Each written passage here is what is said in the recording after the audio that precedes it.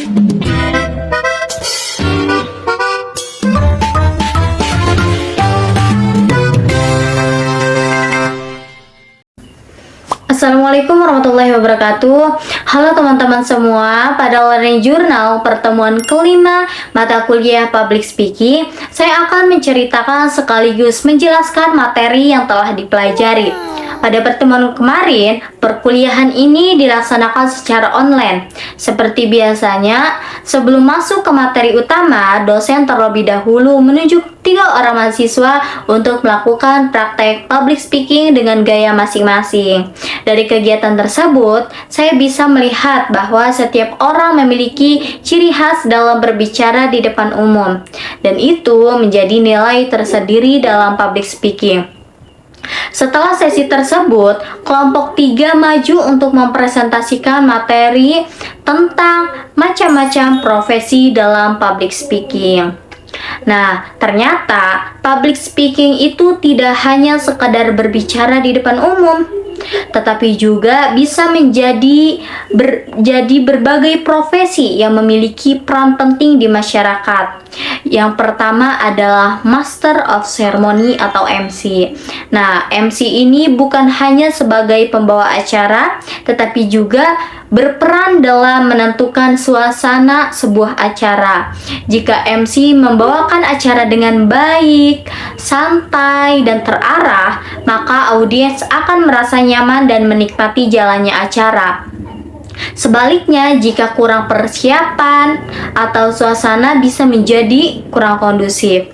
Oleh karena itu, seorang MC harus memahami rodan acara, mengenal audiens, menguasai intonasi, serta memperhatikan penampilan. Dalam kehidupan sehari-hari, peran ini itu sebenarnya sering kita lakukan. Misalnya saat memimpin diskusi kelompok, presentasi di kelas, atau menjadi panitia kegiatan. Nah, di situ kita belajar bagaimana mengatur alur komunikasi agar tetap jelas dan menarik. Selanjutnya adalah reporter. Reporter bertugas mencari, mengumpulkan, dan menyampaikan informasi kepada masyarakat.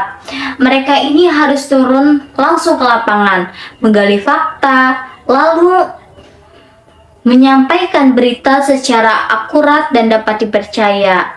Nah, jika dikaitkan dengan kehidupan sehari-hari, kita juga perlu memiliki sikap seperti reporter, yaitu tidak langsung mempercayai informasi begitu saja.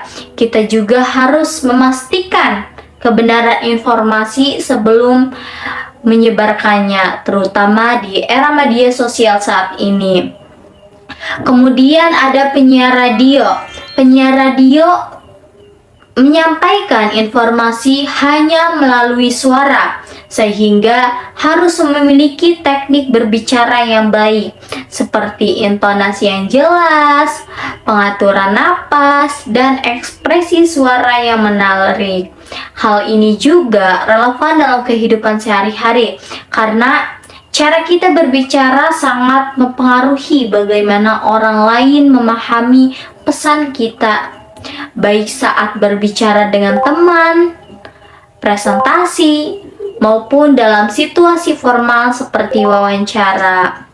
Nah, yang terakhir adalah penyuluhan agama atau dai. Jadi seorang dai ini bertugas menyampaikan ajaran agama kepada masyarakat, tidak hanya dalam bentuk ceramah, tetapi juga melalui bimbingan dan keteladanan. Seorang dai juga harus memiliki kompetensi ilmu agama, kemampuan komunikasi, dan kemampuan sosial. Dalam kehidupan sehari-hari, kita juga bisa menerapkan hal tersebut dengan cara menyampaikan kebaikan, memberikan nasihat, atau menjadi contoh yang baik bagi orang di sekitar kita. Dari materi ini, saya memahami bahwa public speaking bukan hanya tentang keberanian berbicara, tetapi juga tentang bagaimana menyampaikan pesan dengan baik, jelas, dan sesuai dengan kondisi audiens. Dari kesimpulan materi tersebut, jadi kemampuan public speaking ini sangat penting dan dapat diterapkan dalam berbagai aspek kehidupan, baik di lingkungan pendidikan, organisasi, maupun kehidupan sehari-hari. Mungkin itu saja yang dapat saya sampaikan mengenai learning journal dari pertemuan kelima ini. Semoga materi yang dipelajari dapat bermanfaat dan bisa kita terapkan dalam kehidupan sehari-hari. Mungkin itu saja. Kekurangannya mohon maaf. Wassalamualaikum warahmatullahi wabarakatuh.